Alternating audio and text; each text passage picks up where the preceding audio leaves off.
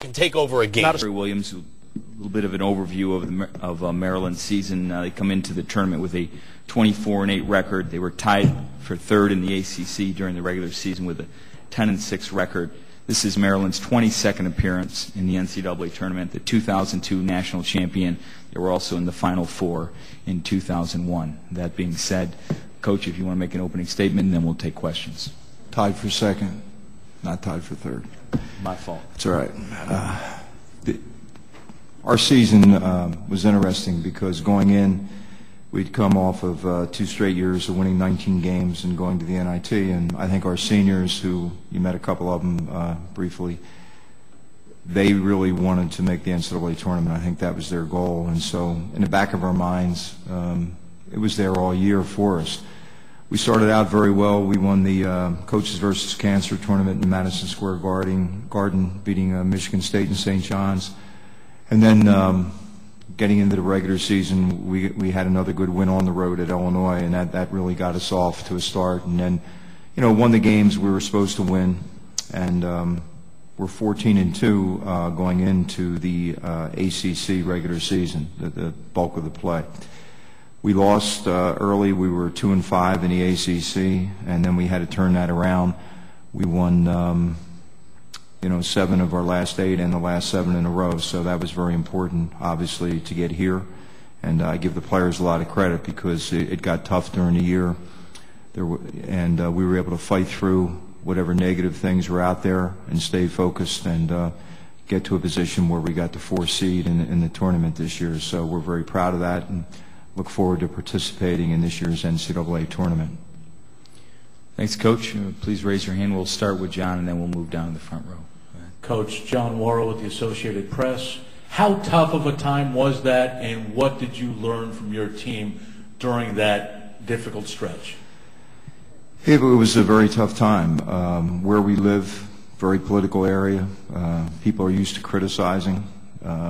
It's a pro area. There's 7 or 8 pro franchises right there, so that's kind of how you get treated, and it's part of the deal of living in a great area, which it is a great area to live. But it can be tough, especially on the players. We knew we were still a good basketball team when things weren't going well. We just had to find a way to get better, just a little better, not a lot better.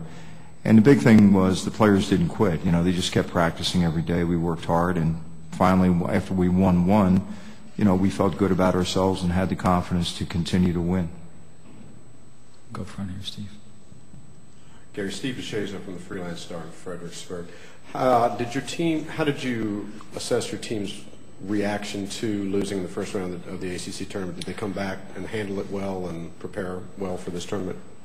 Well, quite a few teams across the country lost in their postseason tournaments. I think some teams helped their seed, especially the number 1 seed, but I don't think it really hurt what we did. Our power rating, our strength of schedule, all those things were there, and they were still there after the Miami game. So what hurt was our pride a little bit that we didn't come out and play better. There was reasons we could say why that happened, but you don't make excuses, so you just get ready. And we had plenty of time to get rested now and think about things. And I think our guys really want to be here and be playing, and then that's the key thing. We have to play to the level that we can play at. In the NCAA tournament, you don't want to go in thinking you have to raise your game. In other words, what got you here is usually good enough, and that's what we have to do. We just have to play to the level that we're capable of playing to. Let's go over here first. Coach David Scott from CSTV.com. Is there a certain way or a different way that you coach a player whose father was a professional athlete the way DJ's is?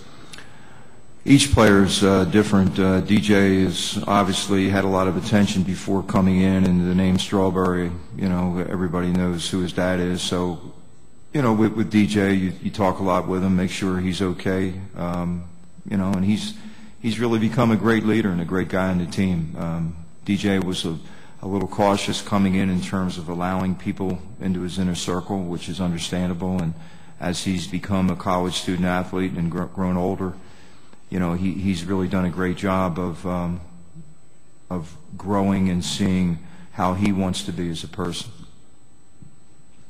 Go to Amy first and then to John. Amy Moritz from the Buffalo News. In talking about DJ, he's played a lot of roles for you, particularly over the last 2 years. Can you talk about his versatility and his seemingly willingness to do whatever it is that you're asking him to do? Well, first of all, defensively, he's always been a good defensive player. Coming in as a freshman, he was a better defensive player fundamentally than a lot of players are coming out of high school. And then his sophomore year, he tore his ACL, and that set him out for almost the whole ACC conference schedule. And I think he got a chance to look at other players, other good teams, and see what he wanted to work on. And he also learned that he obviously missed basketball when it wasn't there for him. So he came back working really hard from his knee injury. And last year had to be the point guard for us. We got caught in a situation where we didn't have a legitimate point guard, and it was kind of out of position for DJ, but it's really helped him this year because he's a much better ball handler than he was before last year. So now with him at that 3 spot, kind of that wing position and being able to handle the ball like he does, it gives us, a lot more things we can do with our offense. And he's really become a better ball handler and a better shooter during his career at Maryland. Coach, John with the AP once again. How do you assess Davidson? Very hot team, and some think, one of those Cinderella type teams as far as bracketologists go. Well, Davidson's used to winning. They haven't lost for a long time. They just won their conference tournament, and they really do a good job with their offense and getting the ball to the people that can do the damage. Curry's, I think he's the second leading scorer in the nation as a freshman for all freshman scorers behind Durant at Texas. And in Richards, they have a point guard that can really penetrate, and he's a great passer when you have to help on him. So there's a lot of things there. And then if you look at Davidson and you think they're just an offensive three-point shooting team, they go inside and they have some guys that can score off the post. So they have versatility with their offense, and that's why they're good. And then defensively, they really look to make you be a good basketball team. In other words, they'll trap, they'll do some things when you get the ball inside to bother you, and you have to be sharp. You can't fall asleep against Davidson, or they'll really take advantage of the mistakes that you do make.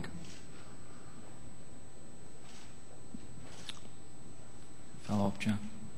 Just as a follow-up, the fact that both teams are scoring nearly 80 points per game, do you expect a run-and-gun type affair, or do you try to prevent that, or what do you do? Well, when you score 80 points a game, you don't call it run and gun. You good shots in transition, that type of thing. But we're not going to change anything. I mean, it's March. I've always felt in the NCAA tournament, you play the way that got you here. That's probably the worst thing you can do is try to change anything. And I'm sure Davidson feels the same way. They've had a great year, and they're going to play their game, and we'll play our game. And if it's a high-scoring game, that's great. But just remember, that doesn't mean that both teams aren't playing really good defense, because I could play a 50-point game by holding the ball and making 15 passes before we shoot. So there's just a lot of different ways to play basketball and a lot of effective ways to play basketball. Any other questions for Coach Williams? Yep, John, go ahead. How important was it for you and the program to get back in the NCAA tournament after not being here for 2 years? Well, we won 11 straight years. Did some really good things in there. I think it's changed. I think there's more good teams now, that qualify for the tournament every year. And it's gotten tougher to make it. You look around this year who didn't make it, and you can see it. And there's going to be more teams every year in those situations. So, in the fans' minds, it hasn't changed. In other words, they expect Maryland to be there every year. Hopefully, this starts another streak for us, but you never know. But the men's basketball tournament is the toughest NCAA sport to qualify for to play for the championship of all the sports.